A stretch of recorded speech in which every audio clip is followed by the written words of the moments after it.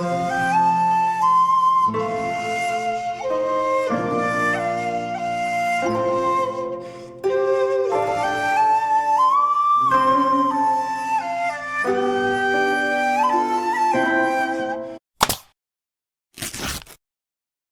Fukuoka, sebuah kota di sudut Pulau Kyushu, muncul seorang pemimpin yang kelak mengubah arah kejahatan terorganisir dan perpolitikan Jepang.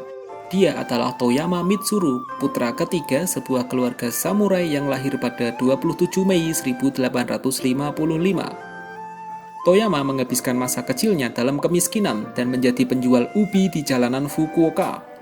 Dia tumbuh menjadi remaja tangguh yang mengidolakan tradisi samurai. Ketika berusia 20 tahun, Toyama ikut turut serta dalam pemberontakan terakhir kaum samurai, yang membuatnya dipenjara pemerintahan Meiji selama 3 tahun. Setelah dibebaskan, dia mendaftarkan diri dalam kelompok nasionalis Kyoshisha. Toyama berhasil mengumpulkan pengikut dan mulai mengorganisasi para penjahat di Fukuoka. Anak buahnya menjadi pekerja yang disiplin sekaligus petarung yang tangguh untuk mengamankan tambang-tambang batu bara di Fukuoka. Toyama dikenal sebagai kaisar perkampungan kumuh dan dihormati politikus setempat. Kemunculan Toyama di tingkat nasional dimulai saat dia mendirikan Gengyosa pada 1881. Organisasi inilah yang menjadi nenek moyang perhimpunan rahasia modern dan kelompok patriotik di Jepang. Toyama juga membentuk tatanan sosial patriotik baru yang kelak digunakan sebagai kekuatan paramiliter dan politik Jepang.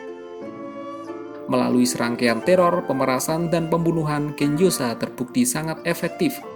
Toyama mendirikan sekolah untuk melatih anggota-anggota Gengyosa seni bela diri, bahasa asing, dan teknik mata-mata. Beberapa lulusannya dikirim ke Cina, Korea, dan Manchuria sebagai mata-mata. Organisasi inilah yang menjadi fondasi jaringan intelijen yang diciptakan Jepang sebelum Perang Dunia II. Sumber pemasukan Gengyosa sebagian besar bersumber dari perusahaan pertambangan dan manufaktur yang menyewa mereka tidak hanya untuk membubarkan unjuk rasa, tapi juga sebagai kekuatan politik sewaan yang membantu mempromosikan atau menghancurkan lawan politik mereka. Dengan menggunakan uang yang diperoleh dari bisnis ilegal, Toyama melancarkan teror dan pembunuhan dengan tujuan tatanan sosial baru di Jepang. Anggota-anggota Gengyosa melemparkan bom di kereta kuda yang dinaiki Menteri Luar Negeri Okuma Shigenobu. Mereka juga menusuk politikus liberal Jepang Itagi Taisuke dan membunuh Okubo Toshimichi, seorang negarawan paling brilian di zaman Meiji.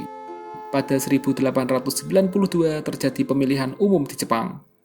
Toyama menyebut hal itu dengan kerjasama berskala besar yang pertama antara sayap kanan dan dunia kejahatan Jepang.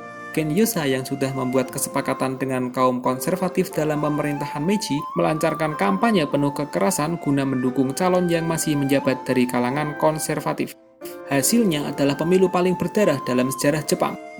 Misi Gengyosa berikutnya lebih ambisius. Toyama yang bertindak atas permintaan rahasia dari Menteri Perang berniat membakar kemarahan rakyat Korea. Tujuannya adalah agar tentara Jepang bisa masuk ke Korea.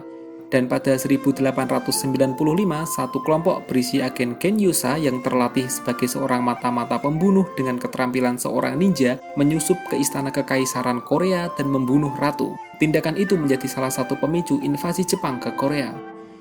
Dia juga mendukung kaum revolusioner Republik Tiongkok melawan dinasti Qing dan memberikan dukungan yang cukup besar kepada Sun Yat-sen. Prestasi Toyama selanjutnya adalah pembentukan Federasi Nasional Para Gangster yang pertama pada tahun 1919, yaitu bernama Dainippon Kokushuikai. Organisasi yang beranggotakan lebih dari 60.000 yakuza, buruh, dan ultranasionalis tersebut merupakan hasil karya Toyama dan Tokunami Takechiro yang waktu itu menjadi Menteri Dalam Negeri Jepang. Yakuza begitu menyatu dengan partai sehingga mereka berhasil meraih jabatan pada tataran nasional. Sepanjang 1930-an, bintang Toyama terus bersinar. Sang pemimpin yang sudah tua tetapi punya wibawa besar dan juga kekayaan yang banyak itu bahkan bisa mengatur kabinet Jepang saat itu. Dia tetap menjadi sosok berpengaruh di belakang layar dalam politik Jepang selama tahun-tahun berikutnya. Pada 5 Oktober 1944, ketika berusia 89 tahun, Toyama Mitsuru meninggal dunia. Pengaruhnya terus hidup melalui banyak organisasi Yakuza dan sayap kanan sampai beberapa generasi kemudian. Potret Toyama menghiasi dinding di hampir semua kantor sayap kanan dan Yakuza. Toyama merupakan sosok legendaris yang dikenang sebagai shogun bayangan, spy master, dan bos dari para bos. karena pengaruhnya yang sangat besar terhadap politik nasionalis dan sindikat kejahatan Yakuza.